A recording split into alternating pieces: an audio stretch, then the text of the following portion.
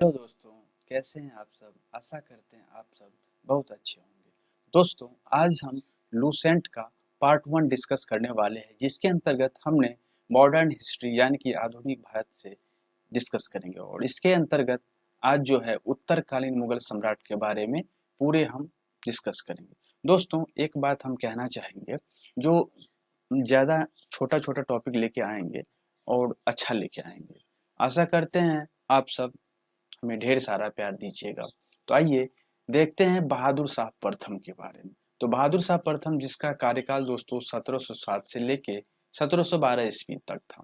लगभग 2 वर्षों के उत्तराधिकार के संघर्ष के बाद 63 वर्षीय शहजादा मुअज्जम, जो कि औरंगजेब का बड़ा बेटा था, शासक बना था और उसने बहादुर शाह की उपाधि धारण की थी। बहादुर शाह की दोस्तों उपाधि किसने धारण की थी? शहजादा मुअज्जम, जो कि औरंगजेब का बड़ा बेटा था। इस लड़ाई में तो कौन सी लड़ाई लड़ रहा था? उत्तराधिकार का। इस लड़ाई में इसने अपने भाइयों मोहम्मद आजम तथा खाम बख्श की हत्या कर दी। बाद में इसे बहादुर शाह प्रथम कहा गया। अब उत्तराधिकार युद्ध में गुरु गोविंद सिंह ने बहादुर शाह का साथ दिया था। ध्यान रखिएगा, उत्तराधिकार युद्ध में गुरु गोविंद सिंह ने बहादुर शाह का साथ दिया था। अब देखिए, मुगलों से स्वतंत्र होने वाले राज्य एवं उसके संस्थापक बहुत ही महत्वपूर्ण है, जो कि किसी भी एग्जाम में आपको 1 मार्क में देखने को मिल ही जाएगा। तो अवध का संस्थापक है सआदत खां। अवध का संस्थापक कौन है? सआदत खां। हैदराबाद का है चिनकिलीज खान या निजाम उल मुल्क आसफ जाह। तो वहीं पे रुहेलखंड का है वीर दाऊद एवं अली मोहम्मद खां। तो बंगाल का है मुर्शिद कुली खान।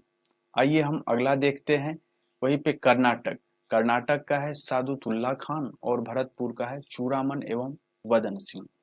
अब नोट भी देख लेते हैं क्या है। तो मुगल सम्राट मोहम्मद शाह ने सादत खां को बुरहान उल मुल्क की उपाधि दी।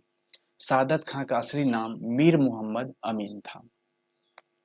उसके बाद देखते हैं तो खाकी खान।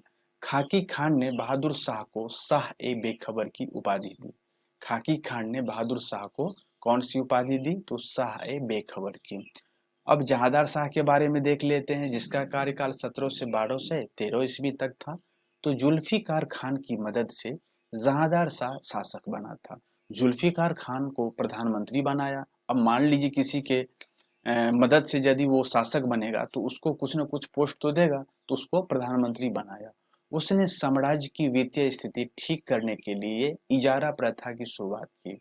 जहांदार शाह ने भी जजिया कर को समाप्त कर दिया था।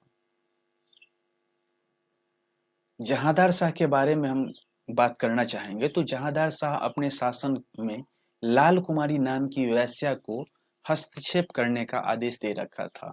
कहने का यह मतलब हुआ, जो लाल कुमारी नाम की जो वेश्या थी, जहांदार शाह अपने शासन काल में उसको जो भी इच्छा हो, जो भी बोलने का, जो भी डिसीजन लेने का, उसको आदेश दे रखा था। अब नोट है क्या देखते हैं। तो मुगल कालीन इतिहास में सैयद बंधु, सैयद बंधु कौन है? हुसैन अली खां है और अब्दुल्ला खान है। इसको शासक निर्माता के रूप में जाना जाता है। और जहांदार शाह को हम लंपट मूर्ख भी कहते हैं। ठीक है। फर्रुखसियर, जिसका कार्यकाल 1713 से लेके 19 तक था। तो सैयद बंधु अब्दुल्ला खान और हुसैन की मदद से फर्रुखसियर शासक बना था। फर्रुखसियर किसकी मदद से शासक बना था? तो सैयद बंधु की मदद से। तो सैयद बंधु कौन कौन है? अभी बताए थे, हुसैन अली खां और अब्दुल्ला खान। फर्रुखसियर को मुगल वंश का घृणित कायर भी कहा जाता है। फर्रुखसियर को मुगल वंश का क्या कहा जाता है? घृणित कायर कहा जाता है। अब देखिए, 1715 में एक शिष्टमंडल जॉन सुरमन के नेतृत्व में भारत आया था। यह शिष्टमंडल फर्रुखसियर के दरबार में 1717 में पहुंचा। उस समय फर्रुखसियर जानलेवा घाव से पीड़ित था। इस शिष्टमंडल में हैमिल्टन, ध्यान रखिएगा, हैमिल्टन नामक डॉक्टर थे, जिन्होंने फर्रुखसियर का इलाज किया था। इससे खुश होकर इसने अंग्रेजों को भारत में कहीं भी व्यापार करने की अनुमति प्रदान कर दिया था और अंग्रेजी सिक्के को भी मान्यता प्रदान कर दिया।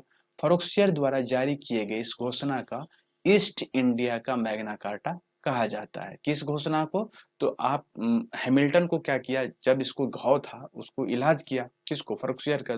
फर्रुखसियर ने खुशी से अंग्रेजों को भारत में कहीं भी व्यापार करने की अनुमति प्रदान कर दिया और अंग्रेजी सिक्के को भी मान्यता प्रदान कर दिया। इसी को क्या कहा गया? ईस्ट इंडिया का मैग्ना कार्टा।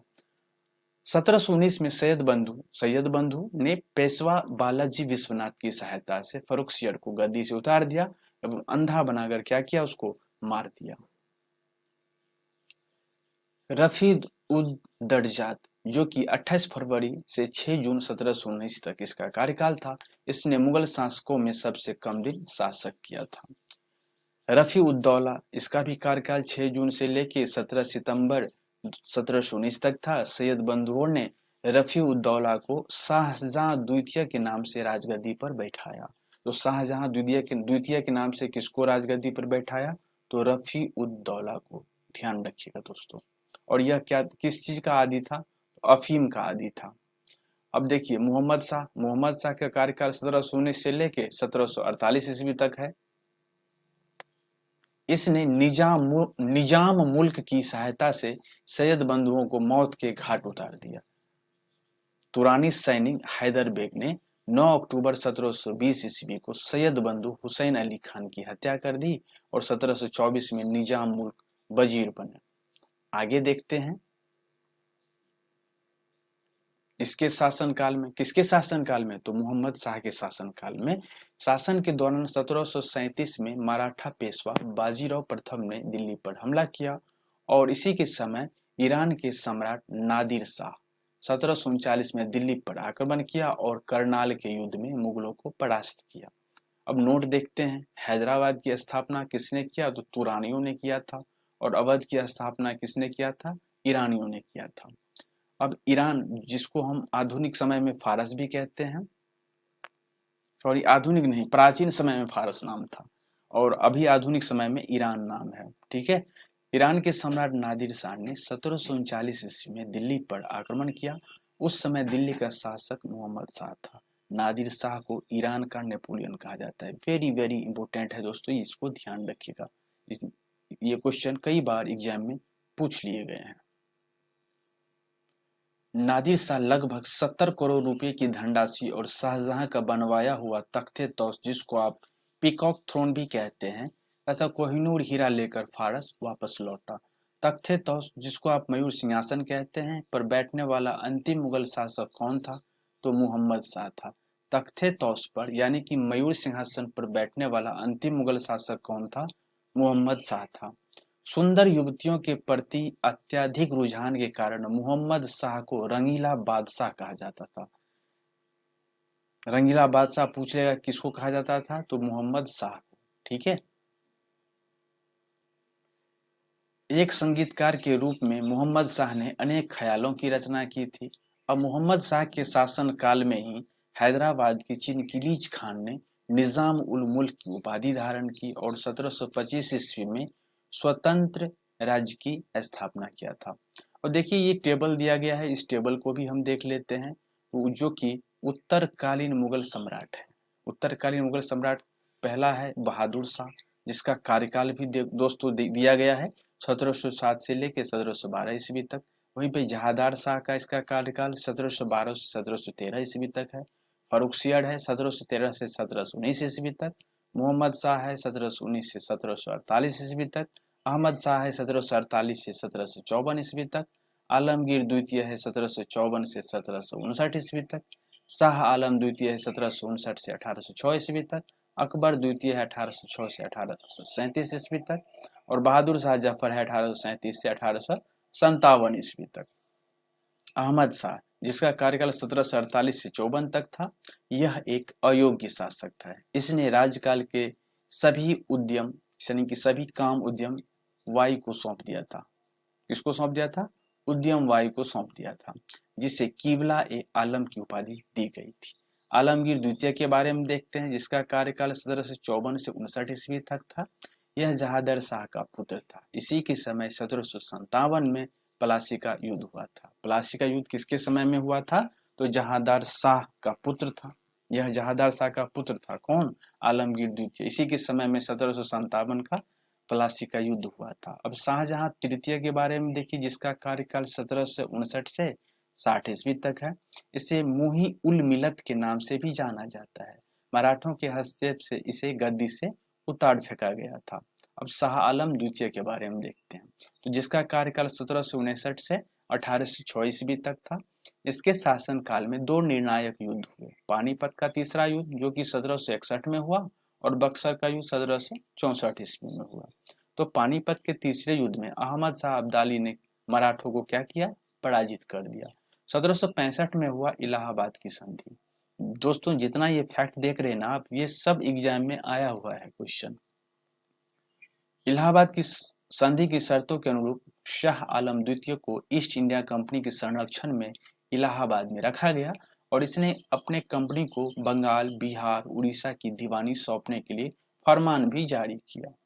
आगे देखते हैं जो 1772 में क्या हुआ। तो शाह आलम द्वितीय को मराठा दिल्ली ले आए, जहां वह 1803 तक रहे और 1803 में अंग्रेजों ने दिल्ली पर क्या किया, कब्जा कर लिया।